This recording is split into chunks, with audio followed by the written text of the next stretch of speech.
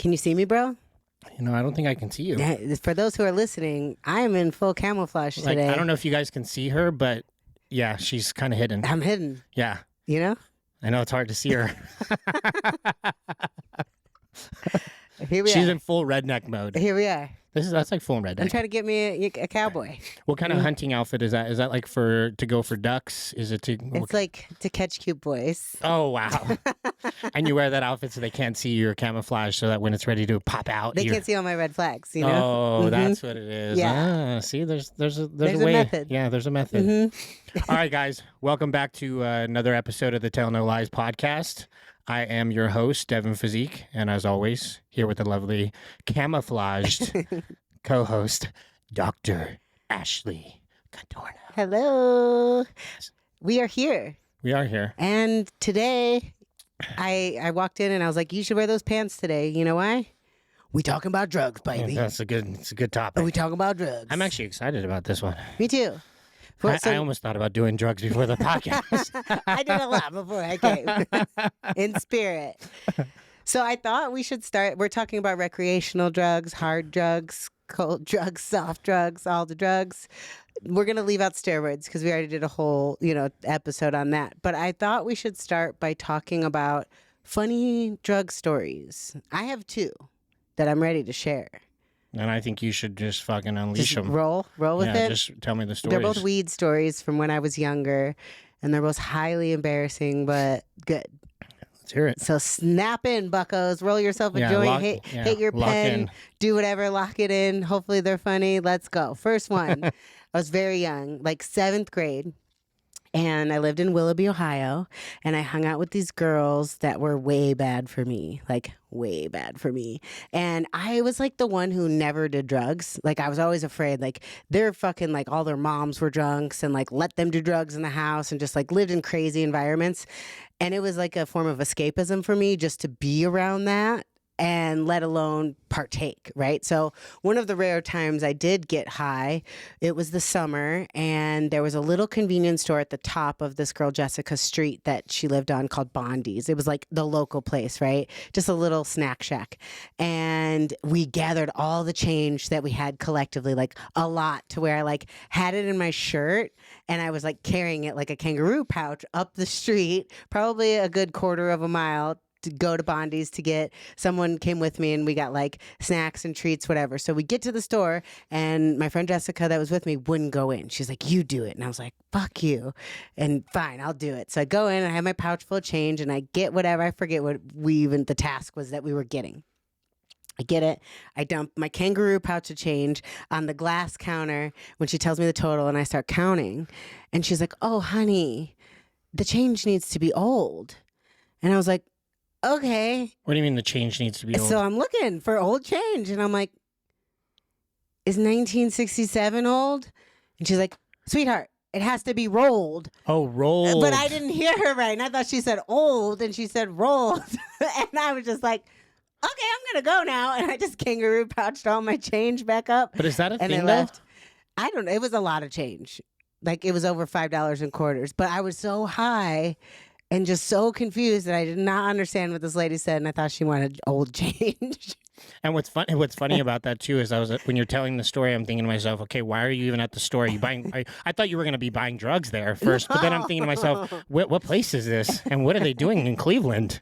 Jesus, just getting high snacks with old change. You were already high. Oh yeah, I was baked. And then you went there. Yeah. And it's kind of the funny story about being high too, right? I think that most people, when you're high for the first time, it's the outer perspective of everyone knows. Yeah. Right. And you're like in that paranoia because a similar story with yours. The first time I ever got high, I remember we went to In-N-Out after, and I just thought to myself, like, everyone knows I'm high in here. Like everyone knows. Like they're all staring. Because it's the first time you've altered your thoughts in your brain, right? Yeah. So, but then also I remind myself, well, I am high. So if they do know, well, I am. It's true. I've done that to someone before at the grocery store. Like I could tell this dude was sauced, and he was a little bit paranoid, and we caught eyes, and I was like, everyone knows. I felt so bad, but the other thing too that makes it a little bit different, I think, from now till back then is when you were doing like weed specifically. Obviously, that's what we're talking about right now. It was illegal. So the ambiance of people like you thinking people know, like you're doing something that was illegal. Now, if I walk into a place, aside from the fact that I've been smoking for so many years, it's legal. So if someone saw that I was high, I wouldn't also think in the back of my mind, like, are they going to go, am I going to get in trouble? You know, so those are scenarios when you're younger that we had to deal with that are not, you know, prevalent now because it is legal. Unless you live in a state where it's illegal still. True. Yeah. Or if you're acting, I mean, regardless whether you're drunk, high, on drugs, if you're acting a fool, intoxicated or impaired, you can still get in trouble. Yeah. But I think more about the secrecy of, like, especially being high in a younger age. You know, when I would smoke, we'd go to the park and we would smoke there and like try and hide from the cops and, you know, not get pulled over and those different things that now, I mean, like, I think not too long ago I got pulled over and the guy was like, "Are you high?" And I'm like, "Yeah." He's like, "All right, cool." Like, he wasn't even tripping about it. I think he just wanted me to be honest. But back then, I mean, you got rolled up for weed, you'd be getting in trouble. Yeah. Well, okay, this leads me into my next story, which it was like everyone knows and I'm going to get in trouble combination. So I'm at a party that I'm not supposed to be at with my friend Stephanie. So this time I'm in high school. So Ashley's grown up. Ashley still doesn't really smoke weed. Like, I was afraid of weed. Like, it would make me super paranoid anytime I would do it. So it was very few and far between that I did do it. Like, I felt like my arms were falling off, or, you know, the apocalypse was coming, or just so paranoid. It was a terrible experience, like, every time, which is why I didn't do it that often. But at this party, I did. So I was at a party. I was with my friend Stephanie. It was dawn the next morning. So we were raging all night. We were supposed to be I think Stephanie said she was at my house. I said I was at Stephanie's house, one of those type deals. And someone called the cops. And we were on the 13th floor of this apartment building, and the cops came, and someone let them in, and one of the dudes woke up from the couch and just started fucking swinging. Like, there's two officers, and all hell broke loose because this guy just woke up like, "Fuck you!" And I was like, this is my moment to exit. So I left, and I don't know why I didn't think to take the elevator. I thought going down 13 flights of stairs would be faster. So I went down all 13 flights of stairs. I had all my shit in my hands, and I had the car, and I just fucking left Stephanie like, "Sorry, girl, you coming or not?" She wasn't coming. So I go and I get in my car. I had a Chevy Cavalier at the time, and I just start driving, and I was like, shit, it's like 6 o'clock in the morning. I can't go home yet. My mom's going to know something's up. I need to waste time.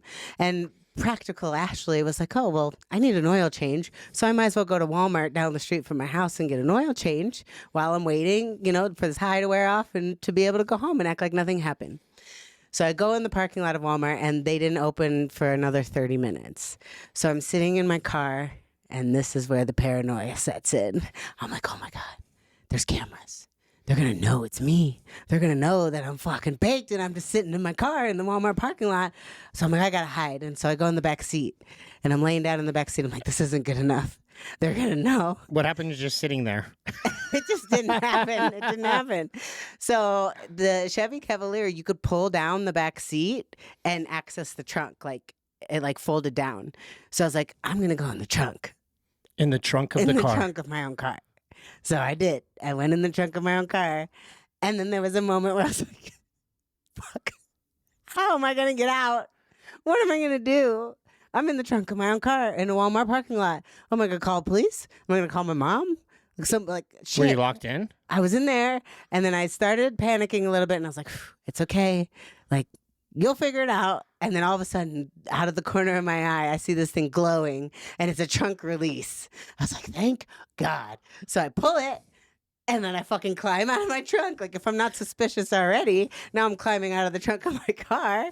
And then at that time, enough time had passed where it was time to get my oil changed. So I just get back in my car, go get my oil changed. Now, the reason for doing that, not just going home, what was were you supposed to be somewhere? No, but it was too early for me to go home. But what was the whole occasion prior? Like, obviously, you stayed the night at this person's house, or you partied all the way until 6 a.m.? I was just supposed to be at my friend's house. Why would 6 a.m. be too early? It was way too early. Why? It was just way too early. I'm like, a Sunday. Up, your mom would be like, "Why are you home so early?" I'd be like, "Mom, I was just up. I wanted to come home and have breakfast." I wasn't thinking straight. Yeah, clearly. So I get my oil change. I go home. It is now an appropriate time to go home. 9 o'clock, 10 o'clock, whatever. I walk in the door and I'm like, hey, and I could tell right away something was wrong. And I was like, oh, fuck. And she's like, where were you last night? And I was like, at Stephanie's. No, you weren't. Stephanie's mom just called and she got arrested. You were not at Stephanie's last night. So she didn't get arrested, but she fucking told on me. And guess what I had to do? I had to go and do 20 hours of community service at the Mayfield fucking police department because she fucking snitched on me. She just told your parents?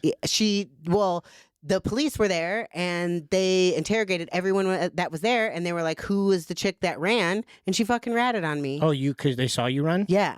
I ran right by him because they were busy detaining the man that was swinging at him. And I was like, this is my out. So I still got popped anyways. So I hid in my trunk for nothing. I guess moral of the story is I at least got my oil changed and I did some community service, served the community. All for smoking weed. All for smoking weed, man. Jesus. Do you have any embarrassing high stories that you would like to share? I don't think I have any embarrassing stories. I feel like as we talk more about specific drugs, then I might have stories within those drugs maybe. But I don't have any ones like embarrassing ones. You never locked yourself in the trunk at Walmart at 6 a.m.? If anything, mine were just like, situational based off the drug that I was doing, but nothing idiotic like you. I have more embarrassing ones, but I'll leave it at that. And it was just weed. It wasn't like you were doing like methamphetamines or anything like that. No, just weed. Okay, I have one more really good one. This is a drunk story. It's just really embarrassing, but I'm going to tell it anyways. It's a drunk story. That's not a drug. It's drunk. Alcohol is a drug. Debatable. Should I tell it then? Tell it. You're already here. Okay, one time I was having sex with this guy on spring break. Why do we always just land on the sex topic? Sex is the best. You know what I'm saying? Okay, so how old were you here? I was on spring break I was 21. 21. Spring break. Met this guy named Troy. Kind of fell in love with him, and then he moved to South Carolina. And I was going to visit my dad who lived in Florida in spring break. So my friend Brittany and I drove from Ohio to South Carolina, stopped and stayed at his house for a night, and then made the rest of the drive to my dad's the next day. Well, we went out, and this dude fucking drinks like a fish. And I tried to keep up because I was trying to be the cool girl or whatever. And I was impressed or something. I was like I was browned out. I do remember. What does that mean? Browned out is like blacked out, where you only remember little teeny snippets. Why brown? It's the term. Blacked out is like you remember nothing. It was black. And brown, you remember bits and pieces? Yeah. Browned out is like, oh yeah. It's the first time I've heard that. Really? Mm-hmm. I'm surprised. Yeah. Well, see, I taught you something today. Oh, thank God. Folks, if you're listening and you've never heard of browned out, now you know. It's where you only remember like bits and pieces. It's like you're changing the channels and you get back to that same channel for a couple minutes and then you go through all of them again. That's what it's like. Okay, so you're browned out. I'm browned out, but I do remember this instance and I didn't realize what had happened until later. But we were having sex and I was on top and I was just like, oh my God, I'm so wet for you. He's like, yeah, you're so fucking wet. And I was like, I'm so fucking wet for you. No, I wasn't. I peed all over this dude. Was this before he was in you? No, he was in me. You were having sex and you peed. I peed. Is that a thing? It can happen. They're How? two separate holes. Yeah, but that's insane. Like that's got to be like a fucking talent. Well, my proclamation of being ungodly wet was just urine. For him. You could have told him that you were just squirting. I said I was really wet, but we both didn't realize until after that I had peed based on the crime scene. Was it coming out? Pee comes out. Yeah, but how would he not know you were peeing on him? Because he just felt, he was fucking blasted yeah. too. He was blacked out, not browned out. He was blacked out. I mean, he wasn't going to stop. Yeah, clearly. On that note, let's get to the questions. Yeah, shall we? Let's do that. Browned out or not. What was the first time you did drugs? Do you remember? So the first time I did anything that was, whether it was drinking, drugs, whatever, I didn't do anything till 8th grade. I lost my virginity at 8th grade. I'm sorry, not 8th grade, senior year of high school. Damn. Lost my virginity my senior year. Drank for the first time my senior year. Did drugs for the first time. 8th grade is pretty young. No, it was for senior year. So 18, 17, That's 18? when I experienced everything for the first time. That makes that, if we put them all in the same realm, was that I grew up where my friends were a little bit younger than me that I hung out with, and my friends were big time partiers and did drugs, they were more about drinking, but definitely my loophole was always drugs when I was younger, and it stayed true to this day. I was never a big drinker even back then. So, and I wasn't one of those people where I tried to drink to fit in. I didn't like it. I wasn't doing it, but my friends are also doing drugs. So that was also I never felt pressured by any of my friends to do any of the things that I was doing. We were just doing them. So I think that's when I first got a taste of doing drugs, which was, I think, ecstasy. I think the first time I did that was my senior year of prom too. Was when I did my drug. Oh, actually, I do have a funny story. See, I knew that story would come. Okay, so I remember we were going to prom and we were going to be on a yacht, and so that was our thing. Everyone was getting on a yacht. It was going to sail like on the. Wait, your prom was on a yacht? That's some rich ass fucking white people shit. Yeah, well, I guess we're rich ass white people. How many people were on the yacht? The whole class? I don't know. I mean, even for prom, right? It's juniors and seniors, but you could still invite someone that's under the freshman or sophomore if you're a junior or senior. So yeah, that one was everyone got on a yacht, and then they just went into the harbor and probably floated around wherever they did. But so when we were getting on, obviously they had to check us in the whole nine. So this is the first time I'm doing ecstasy. So in my head, I'm like, okay, well, I got to sneak this in, right? So we're standing in line, and I have my drugs in my hand, and I remember we're getting closer, and there's teachers coming down, like, complimenting us because we're all in our little tuxedo, little suit things or whatever. And I remember one of the teachers came and was talking to us, and his bow tie was crooked. Okay. And so I was like, oh, I think his name was Mr. Stewart. That's what his name was. And I was like, Mr. Stewart, your bow tie is crooked. And so I go up like this. Mind you, it's in my hand. I go like this and it falls. Oh my gosh. And so what's the reaction to do? Like, do I go down and pick it up first, or do I fix his tie? Well, initially I just froze for a second, fixed his tie, went down to the floor, picked it up. Good thing he didn't see it. I was sweating so much the entire time that the pill was getting on my hand. Absorbing in your skin. I remember it was a blue fuck you. That was what the ecstasy pill was. It was a middle finger. And I remember it was just all over my hands because I was sweating the whole time. Luckily, I was able to get in, but I remember I thought I was going to get kicked out right then and there. Like, what are the odds that not only it fell out of my hand, but that he actually didn't even see? Damn. But yeah, that was the first time that I did drugs, and that was one of my stories. See, the stories are going to come as we're talking about them. But I also was in situations where we had a friend group where one of the girls, her mom would rather us party at her house than to go out and do dumb stuff. So she ended up being the party house. So we would just constantly every weekend we'd go there, and there'd be massive parties there because her mom would be like, well, at least it's safe and yada, yada, yada. So we definitely got to experiment with a lot of different things where we weren't, going to the park or doing stuff sketchy because we could just go there and intoxicate ourselves or do drugs or whatever. So that was the first taste that I got of doing drugs. And then that's when I realized right away I prefer drugs over drinking. And I kept pushing the drinking farther and farther away and more dabbling into, doing the drugs instead, because I liked how it made me feel, obviously. And then two, there's no taste that comes with it. And then the come down, obviously with ecstasy can be hit or miss, but I'd rather take that than having a hangover. I've never tried any hard drugs. Like, I'm experimenting more with drugs right now at 36 years old than I have my entire fucking life. Which is kind of crazy if you think of it from that perspective too, right? Because you would think as you got older, you'd be less likely to dabble into that experiment. I feel like once I started at 18, 19, then as things presented itself throughout my time period, I was open to trying things because I got to a point where I was like, I want to try everything at least once, and see what it is. And I was big on if it changed who I was as a person, I would never do it again. And I also had a lot of friends that drank, and that changed who they were as a person, how they treated me, how they treated other people. So I also made that a big instillment for me. If I did drugs or anything like that, if it changed me, I wasn't going to do it anymore. But I definitely started my experimental phase in that situation. And another thing too, with you being older, it's like, was it a crowd that changed for you that you started to decide you wanted to try things, or were you just free-spirited at that point to go, I'm going to try it on my own? I've always been afraid of drugs, like really afraid of drugs. So like I said, I never really had a good experience with weed my entire childhood, adulthood. I just recently started, Steven and I started doing weed. That's how you know we don't really do weed, right?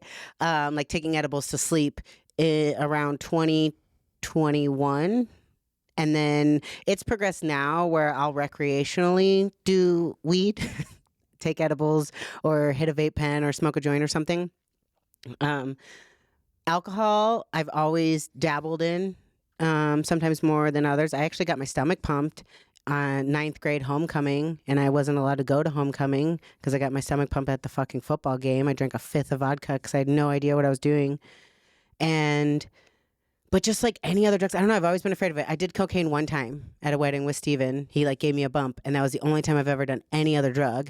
But as of recently, within the past 6 months, I've done psychedelics now. So I've done mushrooms, I've done ibogaine, and I've done DMT, 5-MeO DMT. But still hard drugs, like especially nowadays. Wait, so you never done ecstasy? Mm-mm. I thought for some reason you told me you had. Mm-mm. So you don't have a long list of drugs that you've done then? No, they just always scare me. I'm just like, I'm afraid of losing control, or like I would say I'm afraid of being unsafe. Unfortunately, I don't really think that this is something that played consciously into my mind when I was younger as much as now that I can reflect upon it. I went to a party in high school and I witnessed my friend getting raped. Like walked in on the door and there's like 5 dudes around her and like guarding the door. And I ended up being a key witness and testifying in court to put 3 of those guys away in jail. And it was like a big thing. And she was just like super fucking drunk and she did some drugs. And it just like, I'm just afraid of like you're afraid of like it changing who you are. I'm afraid of drugs losing my ability to be safe in my environment, whether it's to get home, who I'm fucking with, who I'm talking to, like, you don't know. Yeah. And I mean, yeah, alcohol can do that as well. But like drugs are made in somebody's basement. Like alcohol is at least made in a facility. And you know that for these 12 ounces, you're getting this much percentage of alcohol. Like it just wasn't worth the risk for me to ever try it.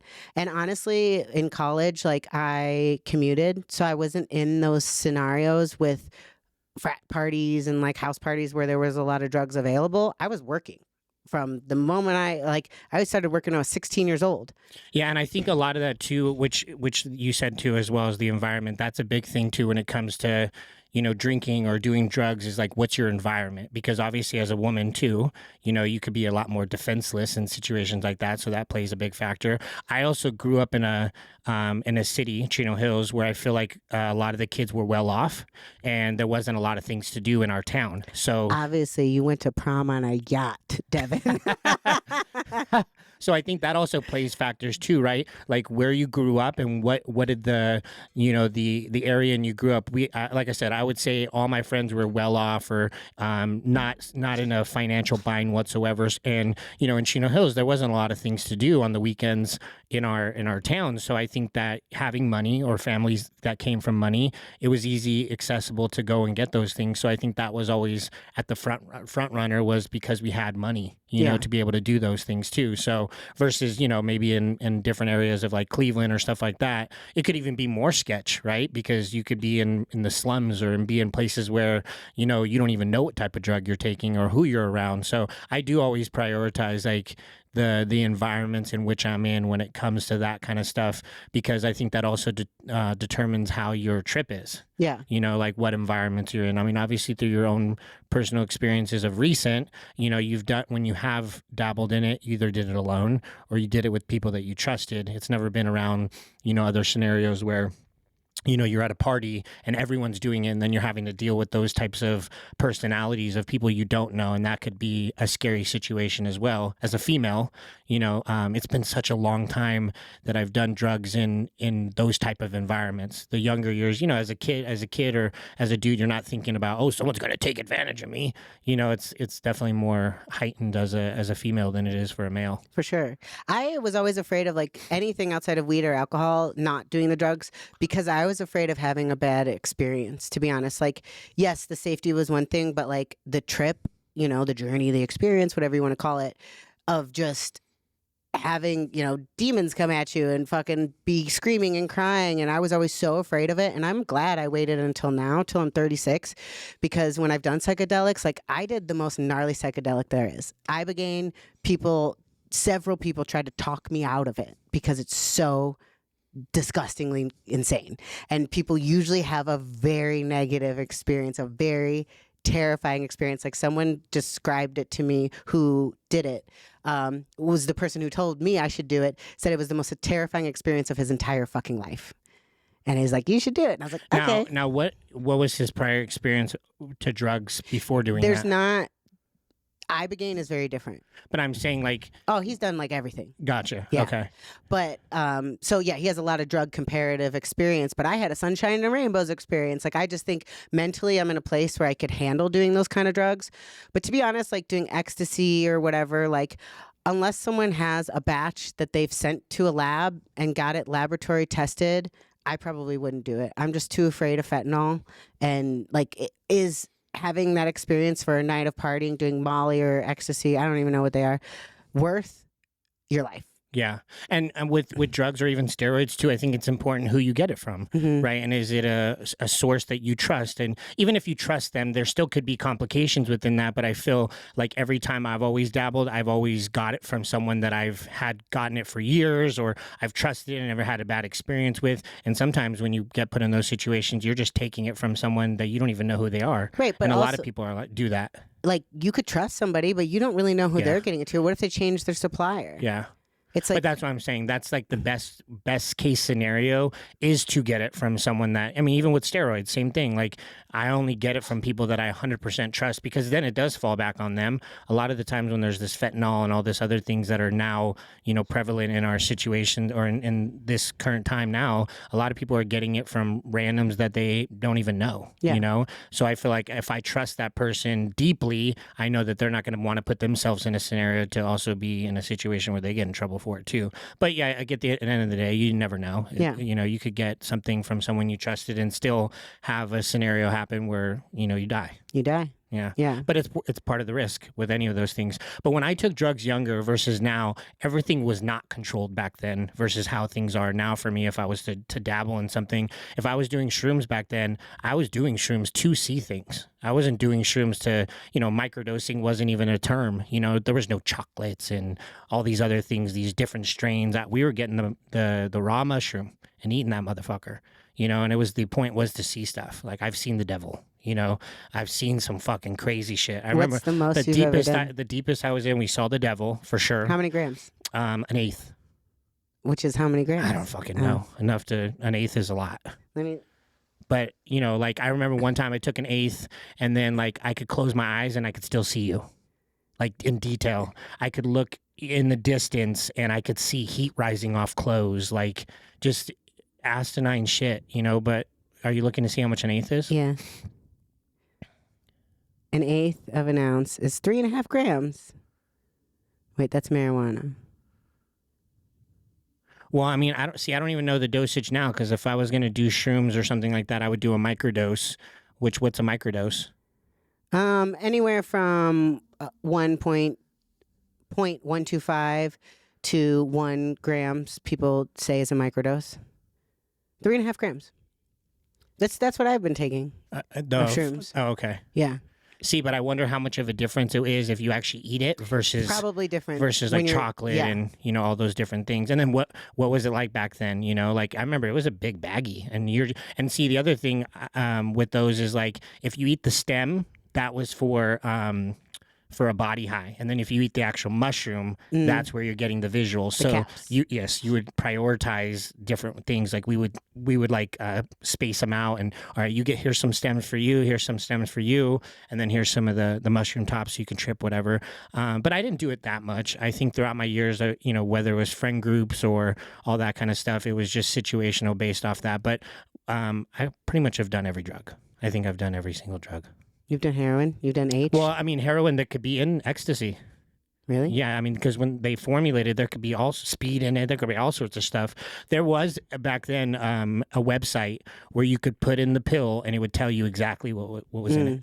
Like what was laced in it, because that's what it is too. You could get all these things that are laced in it. So I forgot what the website was called, but like the Blue Fuck You was one of the popular ones back in the day, and you can look it up and it would tell you like everyone would have experience. It was more like a forum where people. It's like a Wikipedia of sorts. Yeah, where you could just type in whatever it was and it would tell you what was it laced in, what it looked like, the picture of it, what people felt off of it, all those things. Back then when I was doing it, ecstasy was huge. Like, I never got into cocaine back then. That was until I moved here, I think, or like a little bit before I moved here. What's the difference between ecstasy and Molly? I always get them confused. So, for Molly, it's more pure, like, what is it, MDMA type of thing? I don't know. Yeah, it's pure. Okay. So, like, an ecstasy pill could be laced with a lot of different things, heroin, all these other random things to fill it. Fentanyl could be in it, and so where with Molly, it's more pure. So for me, if I'm comparing the two, my come down on Molly is way less. If not almost not even there really. Whereas this, you don't even know what kind of storm you can go in, but this one's way stronger, when it comes to the two. So I think it's the purity aspect. As I got older, I did less of ecstasy and more of Molly because I felt like my come downs were significantly different. But I also didn't know the difference between the two until I got older. I was always just reverting to doing ecstasy, but now they have like quad stack pills where they're fucking just massive. I remember when I went to my first EDC, which was like back in LA, like 2010 maybe. One of the nights I did 10 ecstasy pills in one night, just every hour, or just popping one, boom, boom, boom, just going. I'm like, how did I survive? just getting it. Yeah, but I do love drugs. I mean, if I was being honest, I feel like I love the mindset that it puts me in, but I have to be around people that I enjoy, and it has to be situational. I'm not going to just do it just to do it. When I was younger, we would go on the weekends to our buddies and we would just do ecstasy. I would never do that now. You know, like there would have to be a huge significance that would make me feel inclined to like do it, like an EDC or some type of big thing. If we were like, hey, we're going to go to the club this weekend, I wouldn't do ecstasy. I would revert to like cocaine, because that kind of drug to me is not as like extreme when it comes to like all the different feels that you get. Stay up in the wee ends of the night, that ecstasy presents when you do it. Yeah, I'm afraid. I'm afraid. I'll probably not try that ever. Who knows? But doesn't sound. I feel like you have the time of your life with it. We'll see. Well, I'm surprised. You've dabbled with the shrooms, so why wouldn't you just try other ones as well? I just feel like it's safer. It comes from the ground. I know exactly what I'm getting. That's fair. And mushrooms are a fun time. And that one's situational too. It's depending on like your environment. Obviously, you've had a lot of experience of recent, and they've always been all so different. Yeah. Like didn't feel it, felt it a little bit, all those, things like trying to hit it right on, and you've done it. I think you've done it more solo than you've done it with other people, right? It's even now. And I did my first outing on mushrooms the other day. I went to the Sphere. Yeah, with somebody, which was challenging. I would much rather be at my house just because, like with mushrooms, how, every 30 to 60 minutes, you want to like change your body temperature or change the environment. Like, oh, I want to sit. Oh, I want to dance. Oh, I want to be naked. Oh, I want to shower. Oh, I'm cold. And like when you're out, you don't get the luxury of doing all of those things. Yeah. So it was still a cool experience. The Sphere is awesome. If you're in Vegas and you've never gone, have you gone? Yeah, I've done the Sphere. Yeah. The one that was for New, I didn't go for New Year's, but that guy that was like that DJ that was doing the New Year's one where it had that like robot or whatever that was like coming and grabbing at you or something. That'd be cool. Yeah, that was that. But same thing. It would be to go for something like that. If I'm going to go to an event like that, I'm not going to go sober. Yeah. I'm going to do something that's going to alter my brain because that's the whole thing. Especially with the psychedelic like that, it's a visual. So you're going to have the time of your life even expedited more because of the fact that you're, seeing it at the Sphere, which it's all about fucking visuals and shit. I like equally doing it by myself and doing it with other people because you can feel their energy and like get different insights about them or the situation that maybe you wouldn't have picked up on, and you learn more things about yourself. But being by yourself, it's just a very unique experience, and you can make it whatever you want it, and you don't have to worry about anyone else's input. Because you haven't had this experience, but when it comes to the psychedelic aspect, I've done shrooms, and there was one girl that I was good friends with at the time, and she was always the last person I ever wanted to do it around. Didn't even to a point where I didn't even want to do it with her ever because we didn't match, and she always brought a negative persona. It was like, and when you get into those states, like you can't change someone's mindset. So like just a lot of things that threw off my whole high where I'm like, I don't even want you to be around me at all. Yeah. So that's a huge thing too, is where you're always safe alone because you can control the moods, how things are facilitated. If you're feeling some type of way, you can shift yourself out of it. If you have someone else, you're putting your trust that their trip's going to be very similar. So you've yet to have one where it's the opposite, which I'd be very curious to know how that would be for you and maneuvering out of a situation like that. Because I will say with shrooms, it's very easy to get influenced into that bad nature that they're in, because they bring you into it. Like when I was around that one girl, she would get the other people that were close to us to start to feel the same thing. And I was like, get the fuck out of here, and you could take all your little negative juju somewhere else. That's the worst. And then it takes away from the experience. That's why I said, doing drugs or anything that's altering your brain, it's a matter of, if you're not going to do it alone, doing it around people that you enjoy your normal time with, because all it takes is one bad experience with someone else. And I'd be curious to know how you would feel if you experienced that with someone you were close with, how that would be. Like, imagine if you did it with like Angela or Angelica and, or Kira, or any of those girls, and it changed how they went about their business. How would you feel about them after? Would it change how you felt about them personally, or would you know is the drug and it is what it is? I would probably separate the two, but I guess only one would know when they were in that experience. Yeah, once you have it, where you're just like, yeah, I knew right away that person, every single time we did it, it was the same. So, and it wasn't just like one time it was good, the next time it wasn't. It was consistently, you were that way. So I was like, no, we're not doing this together. Yeah, or even in the same vicinity. I have a question. What's your question? What substances do you feel like in our generation are super normalized and which ones aren't as far as drug use? Weed, for sure, obviously. Normalized. Yeah, weed's normalized, 100%. And then I would say cocaine, for sure. Do you think that, I think this is a good question, like a sub question. Do you think that weed and alcohol are like becoming the same? In what sense? As far as social acceptance, because for all, I mean, we went to DARE. Like this is your brain on weed, right? Like weed is terrible for you. And now all this evidence is coming out. No, it's not. And it's not as bad as alcohol. And nobody really, you can't overdose on weed and die in the same way that you can drink yourself to death. So like, I feel like there's a societal shift where weed isn't as frowned upon as it used to be. Like, oh, you're a fucking stoner, like blah, blah, blah. Because everything was hidden back then. Like smoking weed, 10 years ago was like, I was getting it from a drug dealer and he's like, yo, this is the fire shit, like cryptocurrency, all this fucking crazy shit. Yo, remember that shit I gave you last week? That shit's nothing. That shit's nothing. This shit right here? I want to meet your drug dealer. He sounds like a good guy. Dude, he was hyping it up. And he's like, you're going to get so high. There was no sativa or hybrid or indica. You're just getting fucking lit. It's That's whatever it. you get, you get. Yeah. And so every experience we would have, we would be giving different feedback. Like, man, that one I felt really sluggish, or this, I couldn't move. Like now when you fast forward 10 years, well, there's a reason that you couldn't move, because that shit was indica. Yeah. You're supposed to be sitting on the motherfucking couch. Yeah.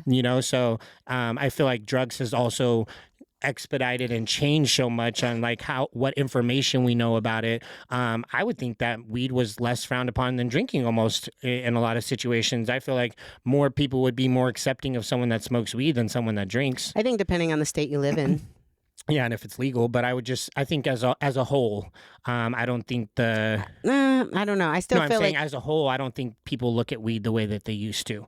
Because remember, like I said, we would go to the park and hide. The goal was to hide. But, I also miss those times, because those times made it like even fun. I know funner's not a word, but it made it a more enjoyable time. Yeah. Because we were doing something that we weren't supposed to, and hiding and smoking in, the backwoods, or, whatever the fuck we were doing just as kids. Now it's like I can smoke at my house. I even sometimes push that limit and I'm smoking in the fucking car. I mean, even to a point where a cop pulls me over, he could clearly smell the weed and asked me, and I wasn't swerving or anything. That's not why he pulled me over. So I don't think that mattered, but it is so accepted, especially in places where it's legal, that I think that I would say they're very much comparable in that sense. And like you said, drinking is perfectly legal, but there's way more issues with people with drinking and going to jail and doing all these things. Like, you don't ever hear someone high as fuck went to jail for a DUI. Yeah. But it's the other way. High when it as comes fuck came home and beat their wife. Yeah, like you just don't hear those things. Yeah. It's the opposite when it comes to the drinking aspect. So I think they're definitely more on the normalized spectrum, where I would say they're pretty equal. I would say if you're like we'll call it 35, 40-ish and under. Most people in that age range look at weed and drinking kind of the same. Yeah. 40 and above, it's like they're cool with like edibles, but like smoking flower is still like taboo. There is people, the concept of smoking is what they don't like. Yeah. And it's almost symbolizing like a cigarette, right? The smoking nature of it. Again, my mom is one of those older generation people where the smell of it just annoys her and bugs her, so there's still going to be those types of people. But there also is that same generation that is smoking weed. You go to the dispensary and you see some 6-year-old lady that just loaded up on some weed, and it wasn't edibles, So I think that people are also more curious because of the information that's out there and, can help recovery and yada, yada, yada. So maybe the people that were a little square back then that didn't have this accessible to them, maybe they're having an interest in dabbling and seeing how that could benefit them, because it still kind of blows my mind sometimes when I go to the dispensary and I see some like old dude or some old woman that's just there, getting weed like it's nothing, so I think there's just more information out there that would direct people to why weed isn't a bad thing, because I think it is the actual smoking aspect, because you could do a pen, you could do like you said, edibles. A lot of people do that. I have friends where they do edibles because of the fact that they don't want to smoke. They don't, it burns their throat. Yeah, I don't prefer smoking. I will in the social setting, like passing around a joint, but I prefer like to drink it. I like weed tea. And see, I think I grew up on the fact that I smoked it, whether it was bongs or pieces or smoking going to the liquor store and buying a blunt wrap. It's like when Stella was loading us up a blunt wrap, like that brings me back to the old days, and passing it around. There's also to me something that I enjoy versus just sitting there and smoking and getting high alone. I like the passing around and having conversation, and we're all smoking together. So I feel like that's part of the experience. And if you're just sitting there sipping on something and then all of a sudden you're just fucking high, like it takes away from that nature of it. So I think if you were a young smoker and you smoked weed back when it was illegal, I think you carry those same traits and characteristics, because I've had conversations with Stella where she's been smoking back then too, and that's why it carries into now. Whereas I think if you didn't smoke then, you'd be more like you, where you do the edible aspect. Because what I told you, you can't control the edibles. Once you put that in, there's no going back. Well, I can smoke to a high and then stop. But you can't do that with edibles. You can always do more. And I will say, I will definitely say the experience of smoking versus edibles, they are two different feels. For sure. Like anytime I've drank those things, I don't feel this. I'm high, but it's not the same. It's a completely different type of high. That one time, so I had these weed shots. They're 100 milligrams of THC that I got, and they've been sitting in my fucking fridge for like a year. Not that long? Yes, because I don't drink them. I bought them for a party. I bought like a ton of them. And this one chick, she's a huge stoner. She's not my friend anymore. This chick, Amy, slammed 2 of those motherfuckers. Biggest stoner I ever met. Anyways, Devin drank the whole one. It was the only time I've ever seen Devin like even close to fucked up. You weren't like acting crazy, but you were just like real slow with your processing and like your response time, and like I've never seen you like that. Yeah, because that's the high it gave me. It made me feel slow. Yeah. And because I usually always in control, even then I was, but I just knew that everything was just going slow. Yeah. Like everything was. And that's not normally how I would operate, smoking regular weed, but it's because of the boom, that impact of 100 milligrams. You can't smoke once and get 100 milligrams in your system. You could drink that thing and it's like, I have a tea that's 100 milligrams in the can, and I'll pour a little bit of that and in with a spindrift and make like a little cocktail, and it still takes like 40 minutes for it to kick in. It's definitely more of like a body high than it is smoking. But I don't know. I don't prefer like when I get in a fucking coughing fit and how it makes me feel. But also, I've never been a weed smoker, so I think like now with how many options are, like I remember the first time I went to a weed store, I was so nervous, but like everyone that works there is so nice. They want to help you. They're your bud tender, just like a bartender. And those people like love weed, so it's like exciting for them to learn. Yeah, and it's like when you're a new user or a low type marijuana user, the best place to start is something easy like edibles or a pen or something that isn't going to deter you, because it's like, oh, I fucking coughed my head off and I didn't have a good time, or it hurts my throat. Like it's an easy way to transition into trying THC at a rate that you can control if like what you're taking is only 10 milligrams or this, that, or the other. I do have a little bit of a funny story. With weed? Yeah, with edibles. I went to go visit my friend in Bellingham, Washington, which is like the whitest city in the United States. Her boyfriend at the time was Indian, and he was like a dark-skinned Indian, and he was like we walked places and people were like staring at him because he stuck out like it was uncomfortable, even as a white person. We went to this weed store and we got malt balls, like chocolate malt balls. And the dude's like, if you're not a pro, take it slow. And we're like, all right, bro. My first time doing edibles ever. I think it was 100 milligrams for the bag, 10 of them at 10 milligrams each. What did Steven and I do? We split the fucking bag. 2 hours later, we watched this movie called It Follows. Have you ever seen that movie? Audience, if you've never seen or heard that movie, it's a very interesting watch. It is a horror movie about an STD that follows you to try to kill you, and the only way for it to not try to kill you is to pass it to someone else. And there's all these... And does it release from you? Yeah, to the person you fucking. That's so fucked up. And there's all these scenes where it's like first person point of view, and the camera is just spinning for like 1 to 3 minutes. It's like the worst movie to watch ever when you're high. And we're watching it and I'm just sitting there and I seriously thought all of my limbs were dislocated. I just kept standing up like every 5 minutes like, are my arms falling off? I can't look. Are they still attached? And I'm like crying and paranoid. If you're not a pro, kids, Take it slow. Take it slow. If you're not a pro. And it's so funny that we're having this conversation because it's about weed. And, you know, to piggyback off of, like, I think it's also city to city or state to state what is a very prevalent drug or what are people doing. Because also in Vegas, I mean, there's a lot of other drugs that outside of that. Like when I go out to the club, I don't drink. So for me, I'm not going to go out and be sober all night because I would be tired. I would be grumpy. Yeah, it wouldn't be fun. It wouldn't be fun for me knowing I'm around that environment. So my go-tos are always weed and cocaine, right? But to do those things, what makes it more challenging for me too is I have to hide it. You know, like you go out, drinking is accessible everywhere. Well, you know, like when you go to the clubs, they're okay with the vape, but they're not okay with the weed pen. You know, obviously they're not okay with cocaine. So those are two things that you have to hide. How do they know if it's a weed pen? That's a good question. I think a lot of it is most weed pens look like weed pens, and they're still not like a vape. Or there's very few vape pens that look like a weed pen. Like when I have my weed pens, like they're skinny, narrow ones. That's not how a vape looks. Yeah, you know, vape's usually a little box. Like there's very few weed pens that look like that. And I've had situations where I pull up and I forgot to put it in my shoe or something, and then they just take it. You know, there's no other alternative. They won't hold it for you. Nothing. You have to throw it in a box and that's it. Bye-bye. You know, so that's another reason. But you know, I think another even now, like a big drug is GHB. I don't know if we've touched base on that too much, which is I don't know the full term, but I know that the first word's gamma. I don't even know what I've heard of it like twice. That's the date rape drug. So I've dabbled in that even more of recent. People do it recreationally now? I mean, if you can get your hands on it, absolutely. You know, from what I mean, gamma hydroxybutyrate.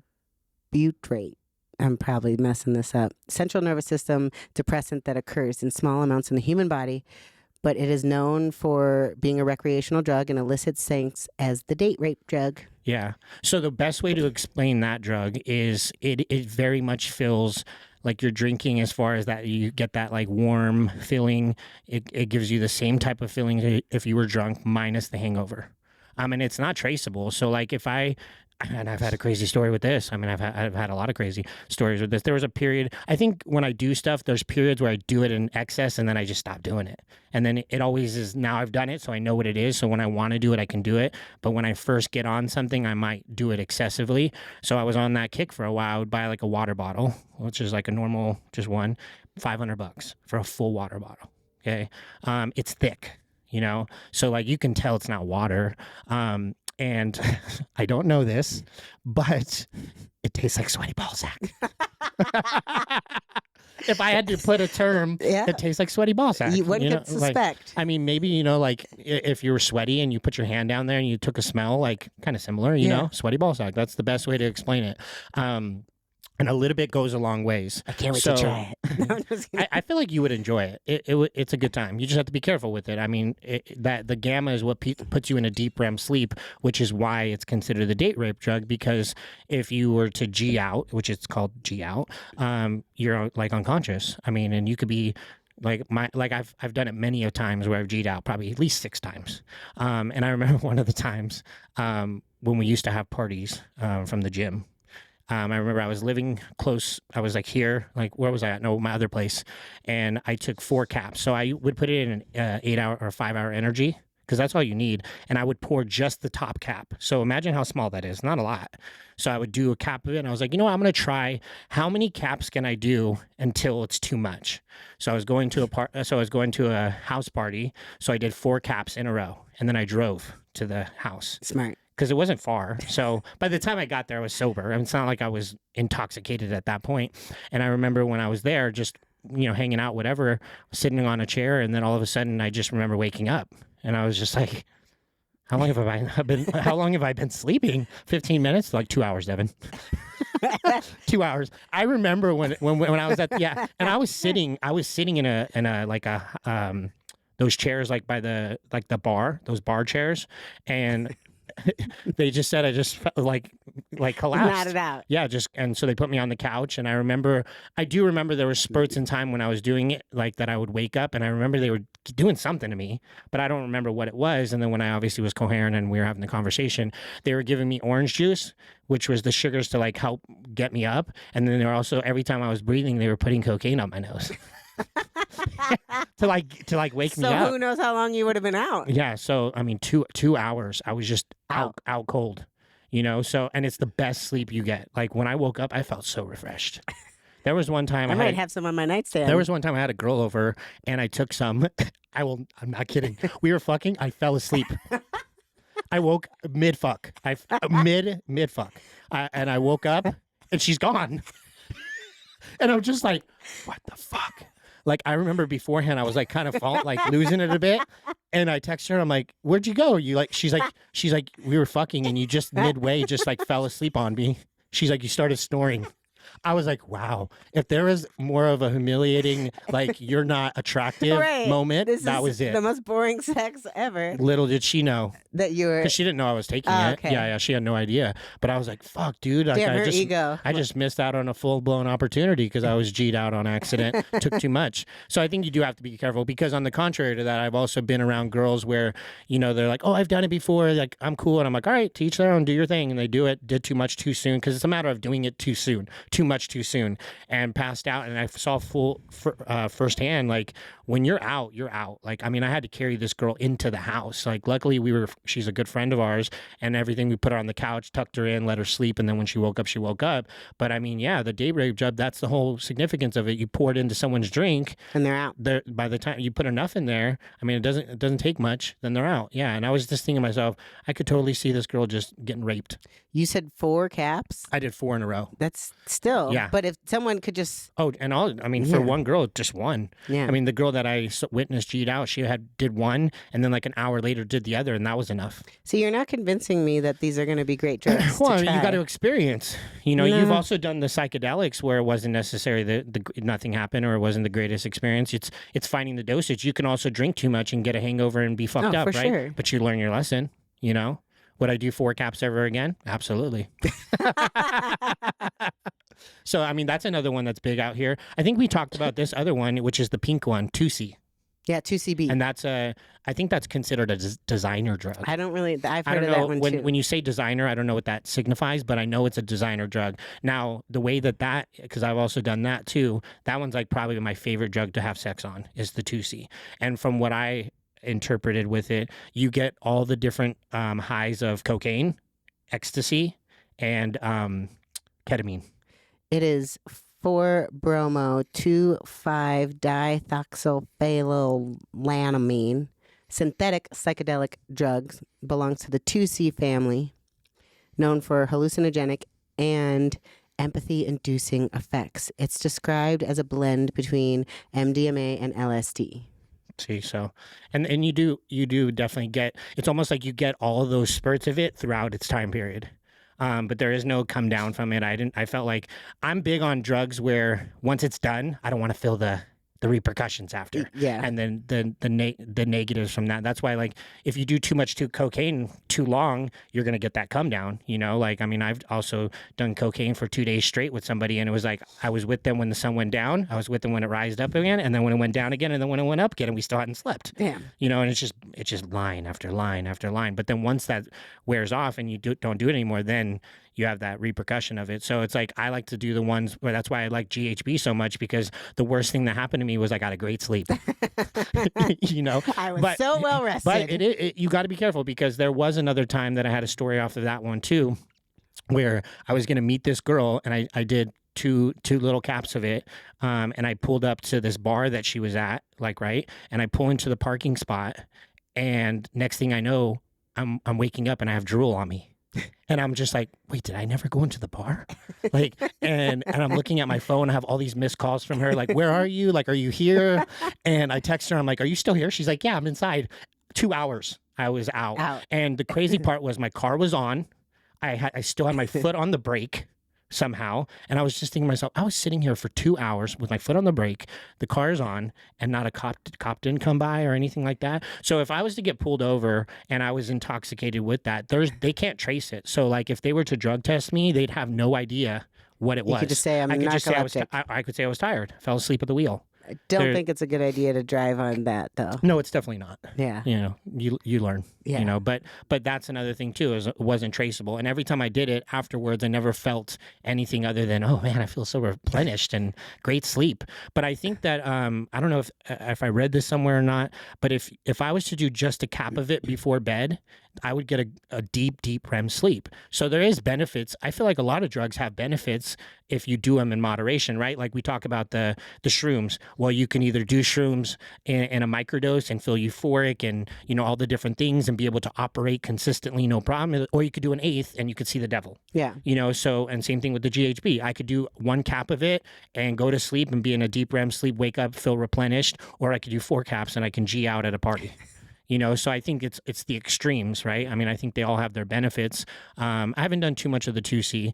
I'm trying to think what else that I've done that I dabbled in more. I think those are the main ones. But when I'm reverting back to like what stays consistent, I think the weed and the cocaine are the two that have, those are your staples, have really never faded. The other ones, I have to be ready for those. Like it has to be I'm not gonna, again, even with the GHB, I'm not gonna just do it on a random, you know, Thursday night by myself. You know, if I'm going to that, like a house party, to me, I validate that because it's like drinking. You know, I'm going to feel that nice little body high and feel warm and fuzzy inside, have a good time.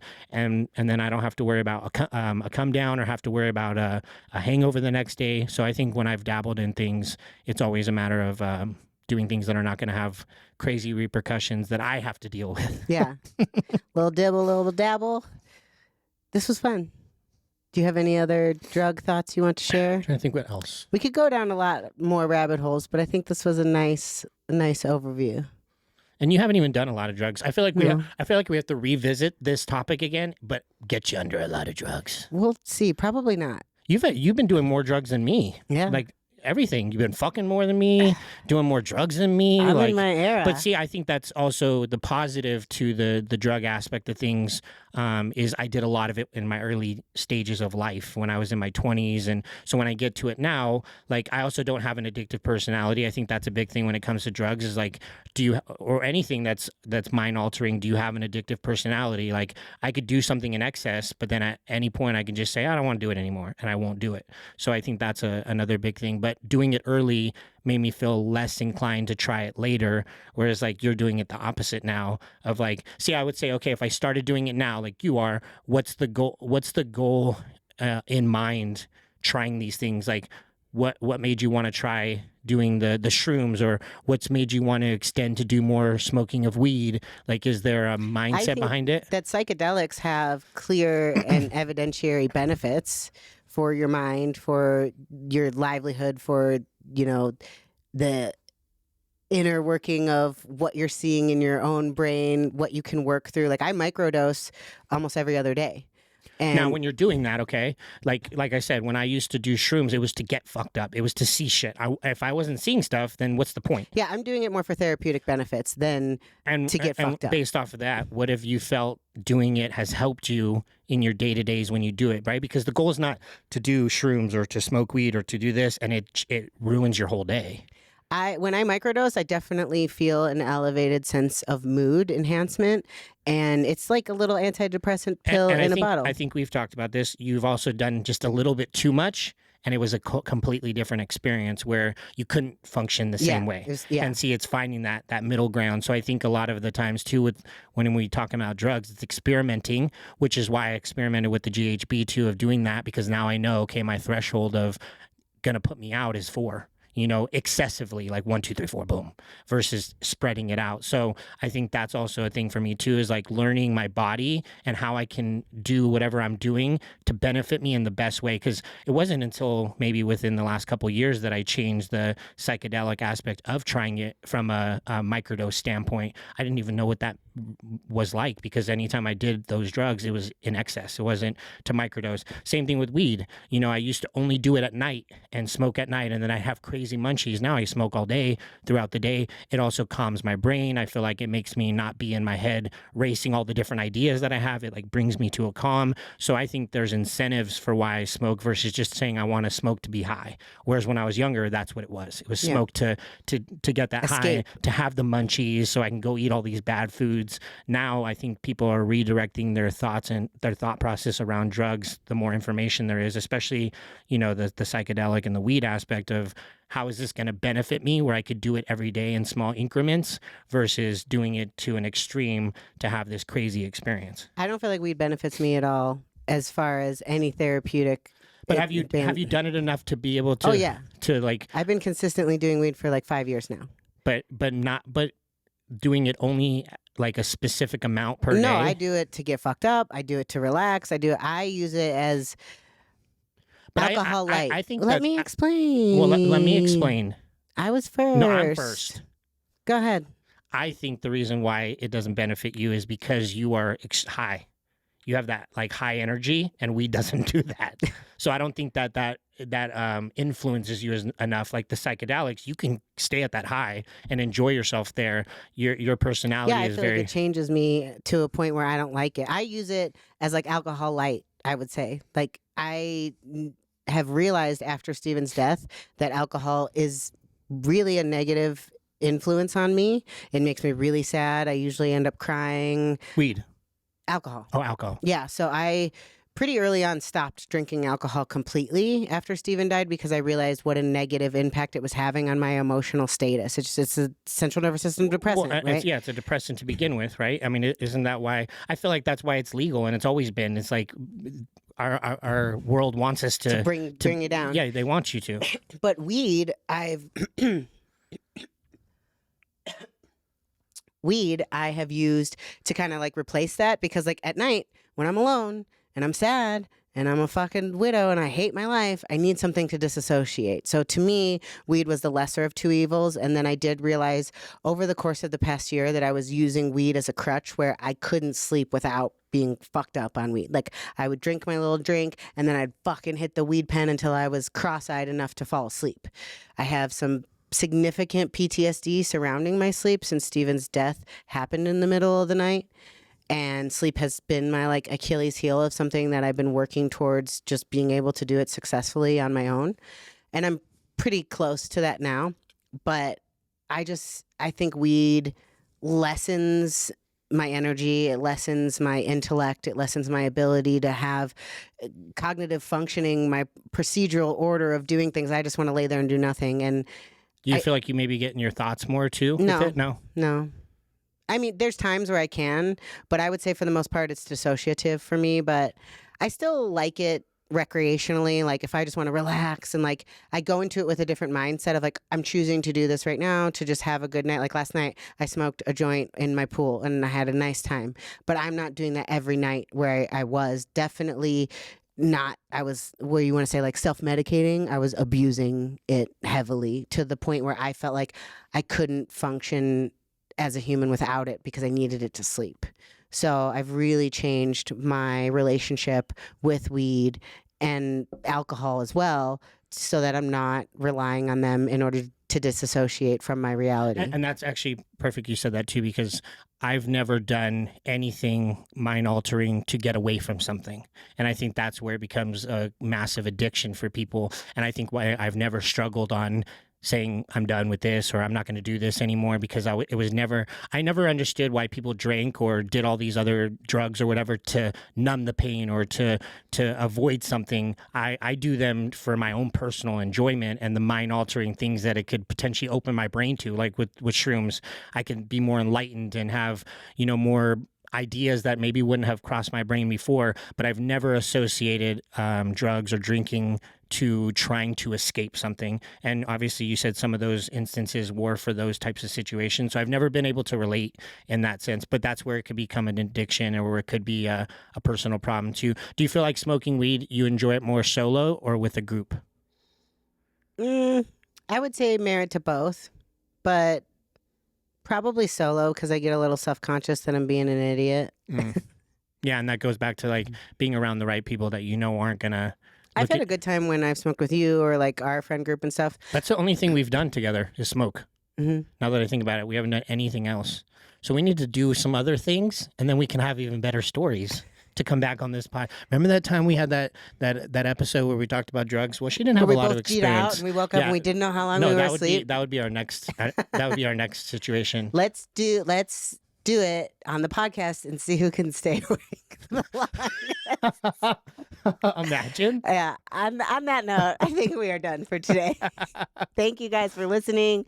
Check us out, Devin Physique on Instagram and Ashley Contorno, as well as Tell No Lies Podcast on YouTube and Instagram, tellnoliespod.com.